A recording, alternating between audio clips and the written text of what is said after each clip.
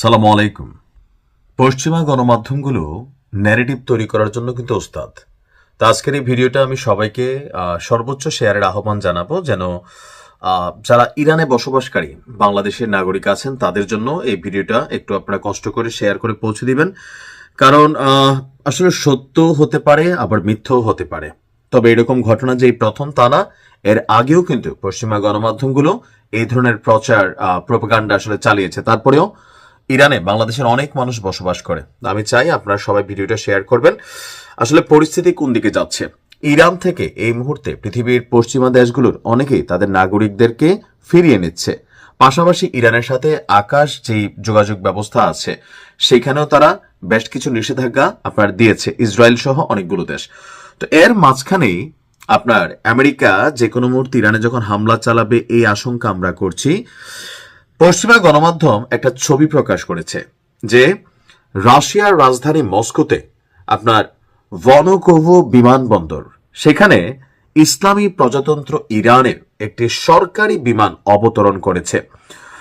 গভীর রাতে আপনার এই বিমান অবতরণকে কেন্দ্র করে আন্তর্জাতিক মহলে নানান আলোচনাও চলছে।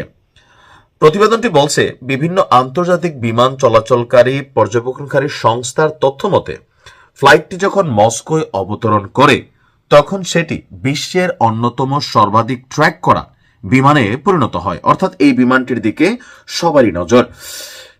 কিছু সূত্র বলছে এই বিমানে ইরানের প্রেসিডেন্ট মাসুদ পেজেশকিয়ান অথবা সুপ্রিম ন্যাশনাল সিকিউরিটি কাউন্সিলের সেক্রেটারি জেনারেল আলী লারেজানি থাকতে পারেন। তবে তেহরান বা ক্রেমলিন কোন পক্ষ থেকে কোন রকম মন্তব্য করা হয়নি।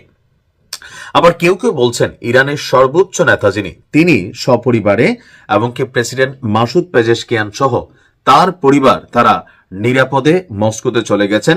যুদ্ধকালীন পরিস্থিতিতে তারা সেখানে থাকবেন, পরিস্থিতি স্বাভাবিক হলে তারা আবার তেহরানে ফিরে আসবেন। তবে এই সফরটি অত্যন্ত গোপনীয় বলেই দাবি করা হয়েছে পশ্চিমা গণমাধ্যমগুলোতে।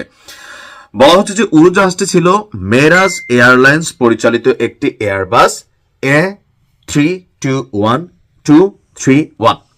এটি ইরান 01 কল সাইন ব্যবহার করে তেহরান থেকে যাত্রা শুরু করে এবং প্রায় 3 ঘন্টা 38 মিনিটের লম্বা সফর শেষে আপনার মস্কোতে অবতরণ করে। উল্লেখ্য যে এই ইরান 01 কল সাইনটি সাধারণত ইরানের সরকারের শীর্ষ পর্যায়ের যারা কর্মকর্তা আছেন তারাই শুধুমাত্র ব্যবহার করে থাকে।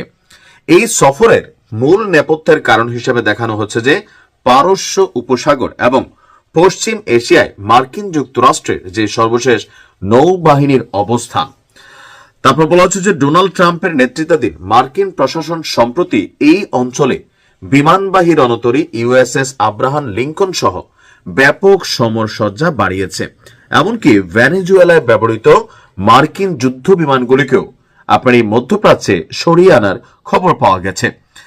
ডোনাল্ড ট্রাম্প গত কয়েকদিন যাবৎ যে মহাযজ্ঞের আয়োজন করছেন, এই যজ্ঞের বিপরীতে ইরান তাদের সামরিক প্রস্তুতি সর্বোচ্চ করলেও রাষ্ট্রের সর্বোচ্চ ব্যক্তি হিসাবে যিনি প্রধান নেতা আছেন তিনি এবং মাসুদ পেজেশকিয়ান, যেহেতু সাবেক প্রেসিডেন্টকে টেকনিক্যালি আপনার শাহাদাত করা হয়েছে, আর এই জন্যই তাদেরকে আসলে ওইখানে নিরাপদে সরিয়ে নেওয়া হয়েছে। তবে জনগণের মধ্যে যেন বিভ্রান্তি ছড়িয়ে না পড়ে অথবা সামরিক বাহিনীগুলোর মধ্যে যেন আতঙ্ক ছড়িয়ে না পড়ে, সেজন্যই এটাকে গোপন রাখা হয়েছে। তবে আমার মনে হয় না এই ঘটনাটা সত্য, কারণ এই ন্যারেটিভটা গেল ওই যে ইরানের বিক্ষোভ যখন চলছিল তখন আপনাদের খেয়াল থাকার কথা, পশ্চিমারা বারবার বলছিল যে মস্কোতে সামরিক বিমান রেডি আছে, এটা আসবে, ইরানের যিনি প্রধান নেতা আছেন তিনি পালিয়ে যাবেন। সবকিছু মিলে একটা পরিবেশ কিন্তু তৈরি করা হয়েছিল। দিন শেষে দেখা গেল যে সর্বোচ্চ নেতা তিনি ইরানে অবস্থান করছেন, এমনকি টোটাল বিষয়টা ভুয়া।